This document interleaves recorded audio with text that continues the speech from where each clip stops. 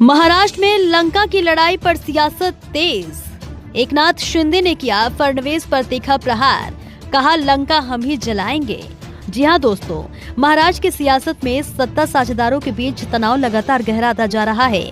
खासकर भाजपा और शिवसेना शिंदे गुट के बीच खींचतान अब खुलकर सामने आ चुकी है। दोनों दल एक ही हिंदुत्व विचारधारा का दावा करते हैं, लेकिन हाल के घटनाक्रम बताते हैं दोस्तों कि रिश्तों में दरार और गहरी होती जा रही है।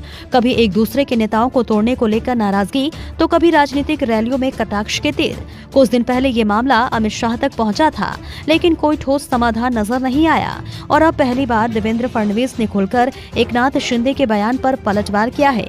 फडणवीस, जो आमतौर पर विवादित राजनीतिक बयानबाजी से दूरी बनाए रखते हैं, इस बार मंच से बेहद स्पष्ट शब्दों में कहा कि हाल ही में एकनाथ शिंदे ने बिना नाम लिए भाजपा की तुलना रावण से कर डाली थी और कहा था कि रावण की लंका भी जल गई थी।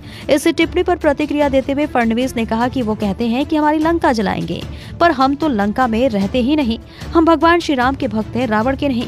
चुनावी मौसम में ऐसी बातें कही जाती है, दिल पर मत लिया करें।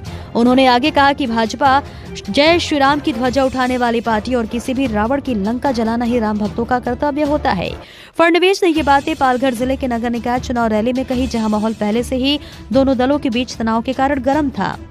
दरअसल दोस्तों, इसी क्षेत्र में प्रचार करते हुए एकनाथ शिंदे ने कहा था कि अहंकार रावण को भी ले डूबा था और उसकी लंका राख हो गई थी। ये बयान सीधे तौर पर भाजपा की ओर इशारा माना गया। इससे गठबंधन की अंदरूनी राजनीति में हलचल और तेज हो गई।